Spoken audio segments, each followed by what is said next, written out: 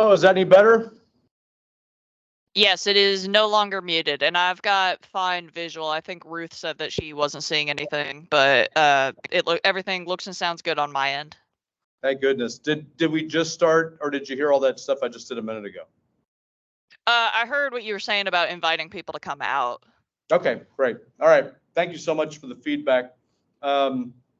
Just want to reiterate again, we are in the Delphi Center at UofL. If you're wanting to join us, we had to move from our original location, but there's a sign on the door, so feel free to come join us and have some lunch.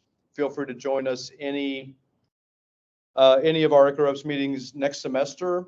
We have great topics like this one from Chelsea about aquaponics. So without further ado, I'm going to let Chelsea tell us about aquaponics. Alrighty. So my name is Chelsea Erbacher. I'm a senior undergrad here at UofL and majoring in geography and sustainability. And how I got into aquaponics was I was really into fish keeping when I was a kid. Had a million fish tanks, had like 5 different beta fish tanks ranging from 3 to 5 gallons each, a 3-gallon tank with some Jack Dempsey lids in it. And I was just really crazy about it for a long time. And then my junior year of high school, I went to a job fair and they had an aquaponics internship open. And so I applied for that and I got the position, worked there for my first summer. I got some experience at an aquaponics greenhouse. And you continued to go work, right, in the summers? Yeah, I worked there one summer since. Oh, okay, between, cool. What was that? Right before my sophomore year of college. Okay. Was that summer? Yeah. Cool, great. So if anyone doesn't know the difference between aquaponics and hydroponics, we'll go over that right now. So aquaponics it's a sustainable agricultural system where you can grow plants using waste from fish. And this one focuses on the cultivation of both flora and fauna. Like I said, all the nutrients are derived from the fish versus aquaponics, there's no fish involved and they're getting all of those nutrients mostly artificially. Okay.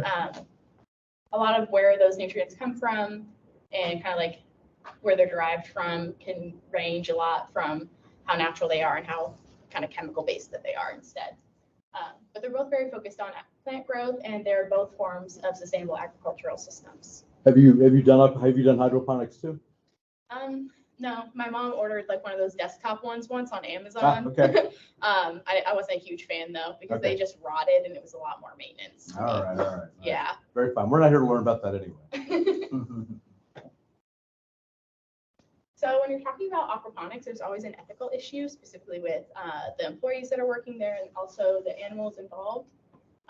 But the first one that we'll talk about is that it's about the carbon footprint and the water footprint.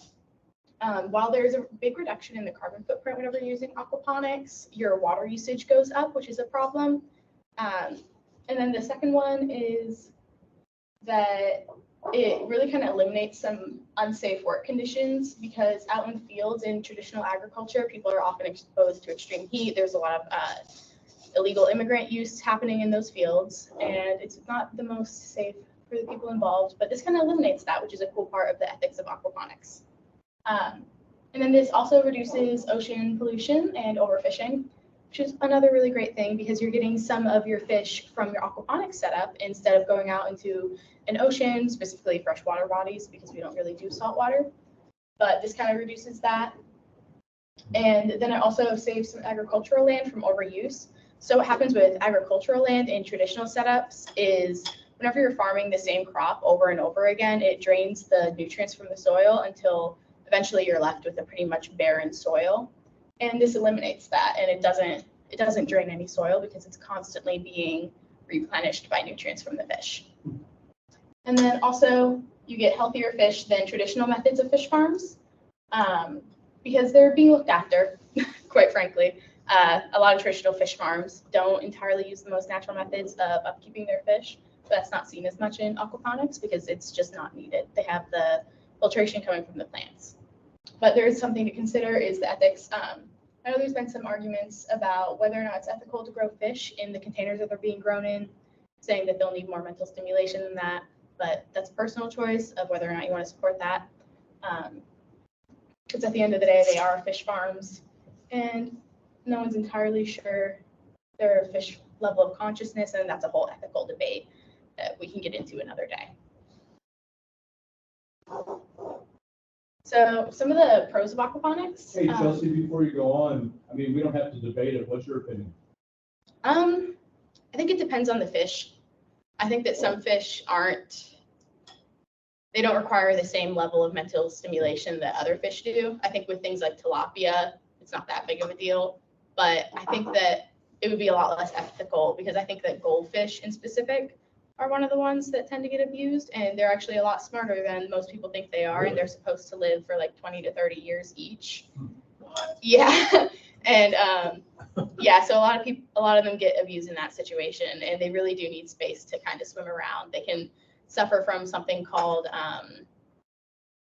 what's the word? I forget the word. But it's where their organs keep growing, but their bodies don't keep up because they're not in a tank that's big enough for their bodies.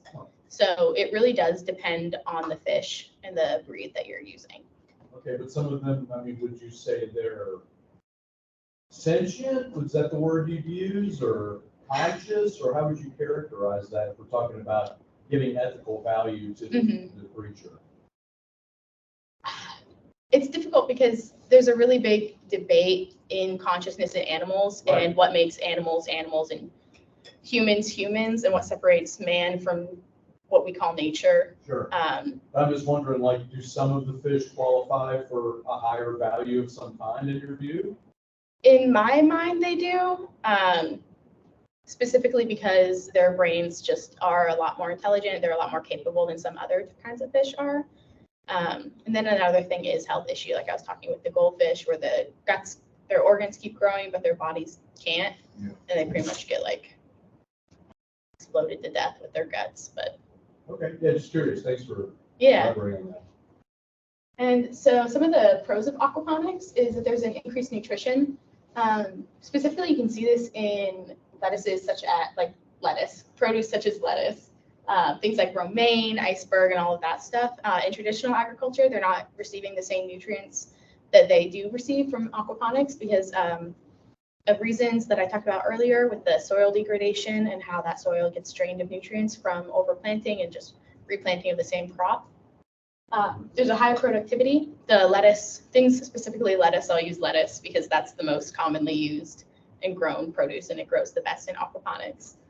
But those grow about, depending on the type, 25 to 35 days each to get a full head of lettuce, which is much faster than the traditional agricultural methods. It's easier to locally source because you can have them at places like rooftop gardens. You can have them in your home. You can pretty much grow them anywhere if you have light and water. And so it's a lot easier to be able to grow within a city and not have to export from elsewhere to get some of your crops. And then another is that it can be done in many climates. A lot of crops are very limited about where they can grow and how local you can get them because of the climate that it's grown in. But this kind of eliminates that because it's done in an indoor setting typically. It can be done outdoors, but typically it's indoors. And you can control the climate and you can grow them all year round. And then it's also chemical free. You don't really need anything that's really unnatural or harmful to maintain these aquaponic systems. The only thing that you really need is something to maintain the pH, but that's generally like pretty naturally derived, or you can maintain it by using the right kind of plants. Chelsea, you know, when I've grown lettuce in aquaponic systems before in the past, I've often grown the ones that don't really produce heads, you know, just kind of like freestanding greens. I don't know how you characterize those. Leaf lettuce. Leaf lettuce, thank you. It seems like you can grow that, in my experience, you can grow it to maturity and then you chop it off. And in an aquaponic system, if everything's going well, it'll just grow again for some months without having to replant it. Yeah, and you can do that at home. Typically, it's not done in a commercial setting because whenever it regrows, it's more bitter than a first head of lettuce. Oh, wow. Yeah, so they 12 don't. times more bitter. Yeah, they don't sell them once they get bitter. They don't sell them once they call them bolting because of the bitterness. Oh, okay. Sorry, so I just want to understand. So with a head lettuce, you just want to get the first one. Yeah. And after that, even if it grows another head, you probably don't want to eat it. Yeah, they don't even keep the roots from that or anything. They just toss them. So do they compost all that back into the soil mixture, or do they have a different? They don't have soil per se, do they? Or? No, they don't use any soil. At least in the one that I worked at, they used It's like this fibrous material. I don't remember the name of it, but Coconut core or something? no, not for that, not in a commercial, but I know that you can use coconut fiber to grow things, but I don't believe that the one that they use is compostable, which is Okay. kind of a con for that because a lot of the materials that they use aren't compostable. They use a lot of styrofoam boards to float their heads. Sure. Yeah, and the styrofoam boards, they don't last very long because they'll get soaked up with water, and then all of a sudden you lift it open, snaps in half, and then you can't use the board anymore. But they did usually use the boards after they snapped and just would avoid those holes in the middle instead because they didn't want to buy new ones. Sure, sure. But it's really great for kind of cutting down those costs to at least being able to reuse them. All right, thanks. Just curious about some things. Thank you. Yeah. And then so some of the cons that were into here is that it is a high startup cost. It takes quite a bit of money to kind of get some things going. While you can do it at home for very cheap, on a commercial level, it's very expensive to get the plumbing going on that. And then there's also a high level of electricity use, which goes back into that carbon footprint. It does eat up a lot of electricity, especially with the plumbing, filters, and everything that you need to keep it going. And again, on a more local, small scale, you can do it at home really cheap. You don't really necessarily need a filter. You don't need any electricity if you don't want it. If you're in an area where you can get plenty of light and you can control the temperature, because you can actually completely filter out a small aquaponics system using plants and fish, get them into that like kind of equilibrium. And then another con of aquaponics is that if one part fails, then the entire system can fail. You have one pump go down, everything dies, you'll lose all your fish, all your crops. Something happens to your fish, you get a disease with the fish. That could transfer into the plants, and then all of a sudden you lost all your plants. You can't sell any of them. You can think of it as whenever there was that whole romaine E. coli thing with the cows, and all of a sudden they couldn't sell any of their romaine because it could have been possibly infected by E. coli. But that doesn't happen very often in aquaponics with the disease. There's nothing to be worried about. It's much safer actually to get your romaine from aquaponics. Hello. Hey. Welcome in. That's something to do. And then another con of aquaponics is that there are a limited amount of crops that you can use. Not all of them thrive in water. An example of this are carrots. Carrots, you need a very specific soil. If anyone's in here has ever tried to grow carrots, they're horrible. They're so bad. Yeah, anything roots, onions. I tried to grow like 36 onions that year, and then that's the year I learned what clay dense soil meant and why I couldn't grow onions. But a lot of those root crops, you can't really grow them because they do need something to kind of dig into, and they need the right kind of substrate. And they're also more prone to rotting in the water, where the water kind of takes over and then they stop growing because they literally rot in the water. That brings us to the next slide. Some of the solutions that we have to these aquaponic problems and the kind of those cons. The first solution is using those secondhand materials. You can source a lot of the material secondhand, and that really cuts down on those costs. Like I mentioned earlier, with the startup costs being really high, if you buy them secondhand, or you can even go to a dump, and if you find some BPA-free plastic and you can wash it up, good for you. That's yours now. And then for the electricity use, you can use a lot of solar farms.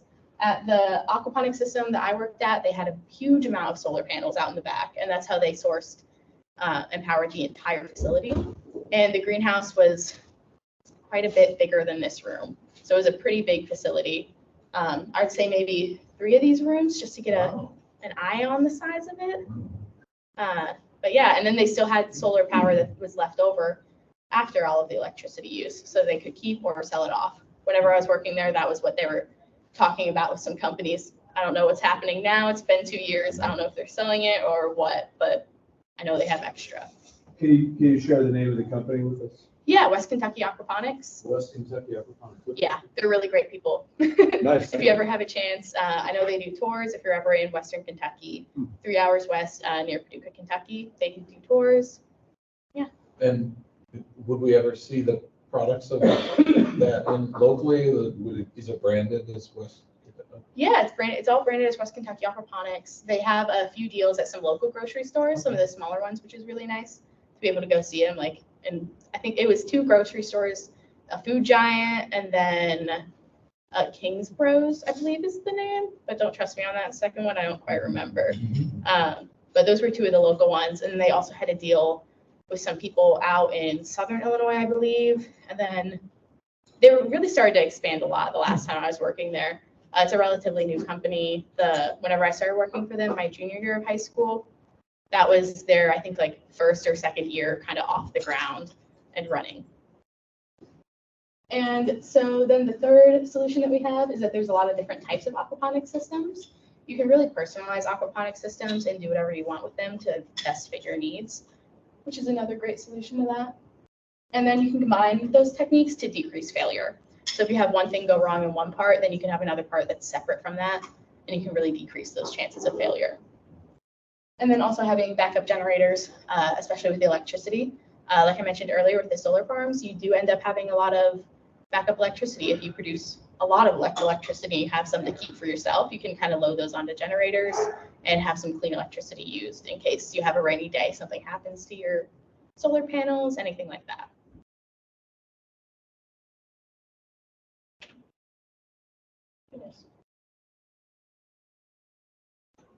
Okay.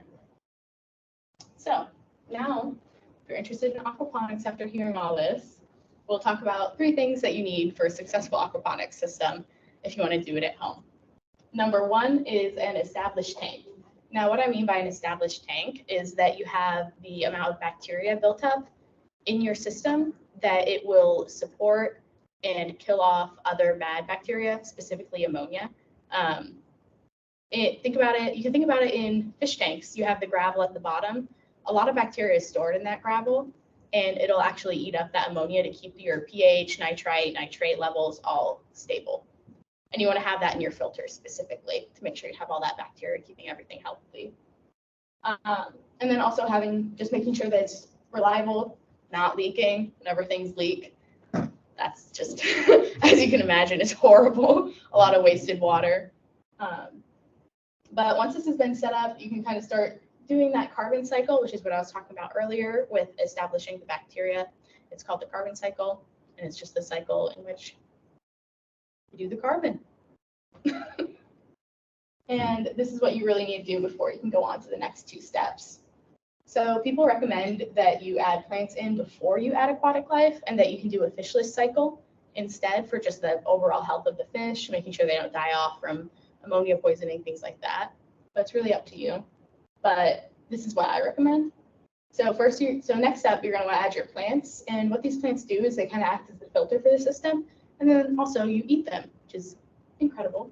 And they suck up those extra nutrients such as ammonia to help keep the ammonia out from the fish, so that they don't really absorb all that extra ammonia. And then third, you're going to want to add in your aquatic life. This is what's going to give them all your nutrients and kind of creating that symbiotic relationship. I have a bunch of examples. You can literally use anything. Goldfish, tilapia, snails, koi, salmon. You can use frogs, turtles for non-edible systems. I don't think you can use frogs or turtles if you're going to eat them, though, because of the possible diseases that they might carry. But you can if you want to just like grow a monstera. I don't know, some flowers, something you're not going to eat. And so now we'll talk about some of the different types of aquaponics system that you'll see. So this one is called a media bed. And does anyone in here know what leca is? Those are the clay balls? Yeah, yeah. Yeah, they're super awesome, and they're infinitely reusable because you can boil them to clean them, or you can grind them back down into a powder and make brand new balls. So they're super awesome. And this allows for a lot of flexible water saturation. Because you can install a drip system, and what it is it's pretty much a gardening hose, and you're going to want to put holes in it along the gardening hose, and you can turn it on or off depending on how much water you want in it. And this also allows for you to grow a lot more different types of plants. In the greenhouse that I worked at, this is where they would grow things like kale, cauliflower, broccoli, anything more leafy that's not as water dense like a lettuce would be, that wouldn't do as well in a traditional, like just floating in water. And then the second one, we have the nutrient film. This is where typically people just start out their babies, like their little baby plants in. They would put the seeds in the media cup, and then you would put them into a nutrient film system, which is a huge, long, kind of think like a flat version of a PVC pipe. like a rectangular PVC pipe, and then you put them in there, and then there's a bunch of water flowing through the bottom. And this is about a medium water saturation, which is really good for starting the plants because the seeds are a lot more sensitive whenever they're younger. And then we have the raft system, which you can see those styrofoam boards in this one that I was talking about earlier. This is a really high water saturation. You don't have to use a lot of electricity to use this system. You don't need any really plumbing to kind of pump that stuff in and out as much. And it's pretty flexible. You can move things around. You can float them however you want. If you want to move things, you can throw them wherever you want. You can even put fish underneath that water if you really wanted to. And then the next one is going to be your vertical systems. It is exactly what it sounds like. It's vertical, PVC, got a lot of different spots that you can grow plants in. This one needs a lot more tech. You need a lot more plumbing to keep that water flowing up and down. And then this one is also a medium to high water saturation. But one of the huge pros to this is that it doesn't use up much land. You can grow a lot more in a lot smaller of a space. About 2 years ago, the West Kentucky Aquaponics that I worked at, they were being sponsored by a program at UK, and they were doing some experimental vertical aquaponics there. And then we have the submerged system, where it's extremely low electricity and extremely low tech. You're quite literally just kind of setting the plants in there and hoping that they stay afloat, or maybe setting up a net to kind of maintain them from just drowning completely. It's a very high water saturation, and it's very beginner friendly. You can do a lot of things. I recommend pothos. If you're not too worried about having something to eat, pothos do really great in these kinds of systems. You can kind of just throw them in there wherever. Same reason why you can just put a pothos in a jar of water and have it be fine. Yeah. Thanks for all those, Chelsea. I was wanted to comment on the vertical systems. The last time I was at ASHE, they had a small trailer, like a U-Haul trailer, that they converted to vertical farming. Like just inside the trailer, they installed plumbing, and they had some UV light and some solar panels, and everything was self-contained. Wow. So yeah, those are, again, they're really energy intensive and technology intensive and stuff like that. But that looks like it's the wave of the future in a lot of places, because you can get free electricity, for example, with a solar panel or something. Then you can get just the right light and use all of these abandoned spaces, I guess, indoor spaces. Yeah, and especially as the population is growing, our land is going to be going down too, and it takes up so much less space than traditional agriculture. Yeah. It really is, like, I think it's fantastic. Yeah, it's really popular. That thing about the pumps, though, is no joke. That's the one thing. I mean, moving all that water around just takes some energy, especially talking about in abandoned buildings and stuff like that. So it does require a bit more than, even the media bed system. So thanks for breaking those out. So next up, I have some images of what these commercial systems kind of look like. It looks like one image got floated over here from the home section to the commercial section. That's a home office. Yeah, home office.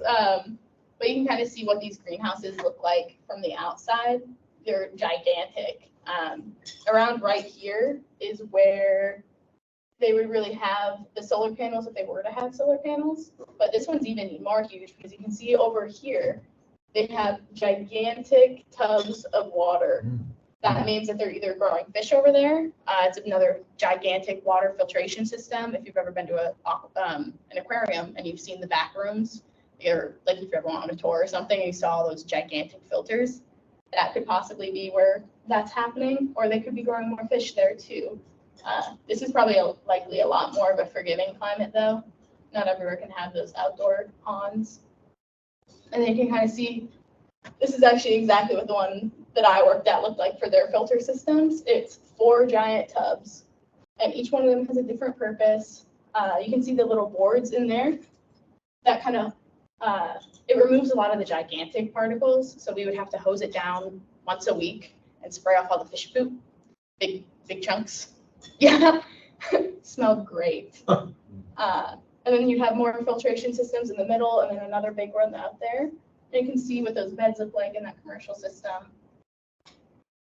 And they can see another commercial version of that vertical system, which is super incredible to see. And then you can kind of see a more mixture over here, where you can see that they have a vertical system over here, and they made it almost like a ladder, which is super interesting. And they have some media beds over here, and then this looks like that foam system, the nutrient film system. And yeah. They have that kind of homestead size, so this is breaking it down to about that medium scale system. And you can see that this one is an example of a nutrient film homestead system. You got that media bed right here, and then you can see where they have the fish pond down here, which almost looks like a old pool that they repurposed.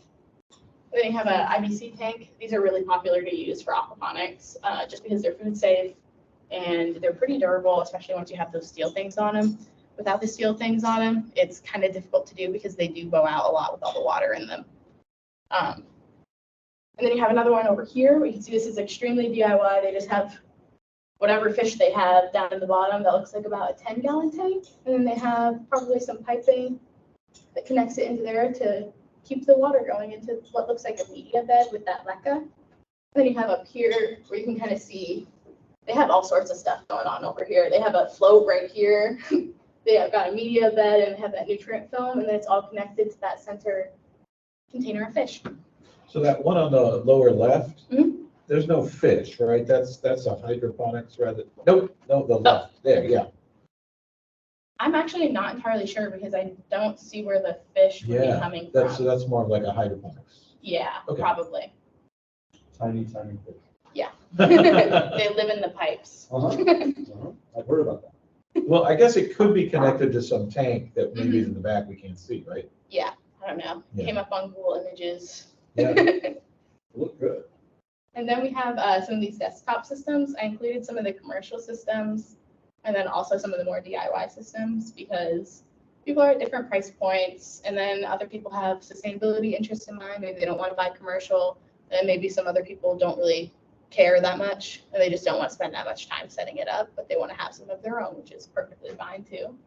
You can really see this is that really kind of like free version of aquaponics where it's just kind of floating in there. It looks like they've got just like a betta fish. This looks like about a 3 to 5 gallon tank to me.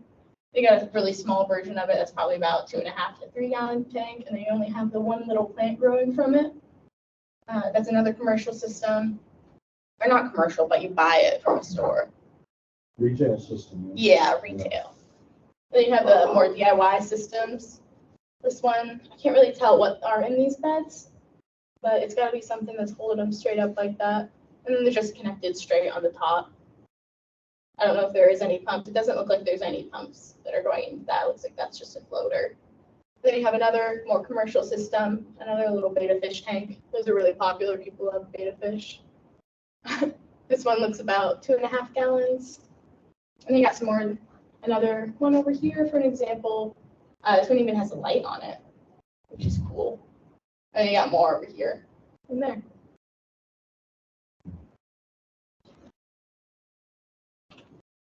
And that's what I got for you. Does anyone have any questions? Tell us about the efforts at you've taken some stabs at establishing aquaponics here. Tell us a little bit about those opportunities and maybe if there's any future opportunity for that. What do you think? Yeah, so I've been kind of off and on working on it. It's getting a little bit ridiculous at this point. It's my 3rd year trying. Well, there have been some challenges. I mean, Yeah. Can you talk a little bit about, because maybe some people who are watching this who, think when you present your slides, it makes it look pretty easy. Yeah, What's some challenge? It's extremely daunting. It's a lot of physical work. It's a lot of manual labor.